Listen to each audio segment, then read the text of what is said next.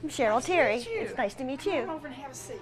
The interview is a big deal. Up to this point, you've just been a resume and a voice on the telephone. I think I have some really good computer skills. I think I am very good as far as analyzing situations. Now the hiring manager can see how you look, speak, and present yourself. Out of everything you've done, what have you enjoyed the most? Purchasing. Okay. Cheryl Terry let us sit in on her interview with Pam Cole, the owner of Snelling Staffing Services. And why did you leave there?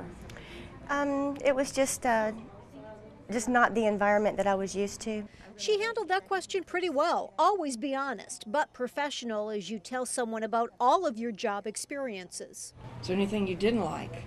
No, not really. I really enjoyed that position. That was a good answer too. Saying you really liked a job shows enthusiasm. So why would somebody in purchasing want to hire you? Because I'm a very aggressive person as far as being able to do that particular position and get the sales figures in that they need and get those saving figures in that they need. Overall, Cole is impressed with Cheryl's preparation, but says Cheryl could have talked up her strengths even more. You want to at least highlight enough strengths that I'm getting impressed with what you can do. And she gave me a few, but you're right, she was not quite as forthcoming because people don't like to brag on themselves. That's part of the problem. But it's okay to say what you believe is true about yourself? Yes, definitely. You always want to highlight your strengths. And then again, there's nothing wrong with saying what my weaknesses are if I counter it with what I do to compensate for it. Now let's go back to the interview.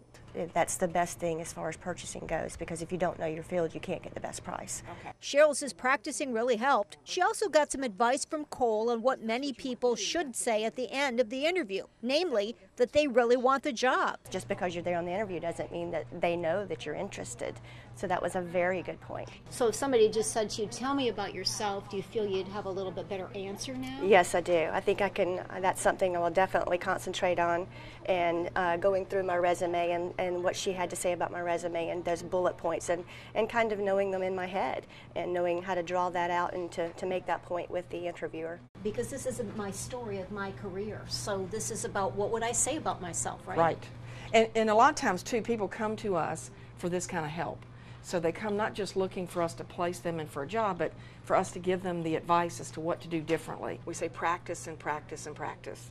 You can't do it enough. Now, always tell the truth.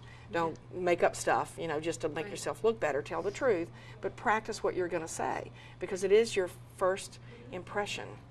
And that first impression is the lasting impression, and a lot of times you don't get a second chance.